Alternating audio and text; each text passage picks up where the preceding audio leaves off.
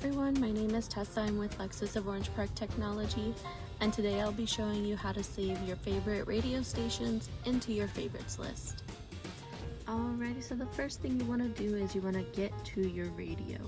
So the way you find your radio is you want to look for the little music note on the left hand side of your screen. Go ahead and tap on that. You should see a screen that looks something like this. Next, you want to choose your station. For demonstration purposes, we're just going to choose a random one. Let's say we really like this channel and we wanted to save it into our favorites list. You're going to hit the little heart over here in the right hand corner. It's going to go into your favorites list. Now if at any point you're like, you know what, I don't like this channel anymore, you can hit the little heart button again, or you can hit the little edit and with the little minus sign. Just like that, and it'll be deleted from your favorites list. If you have any other questions, please feel free to give us a call or stop by the dealership and we'll be happy to help you out. Thank you.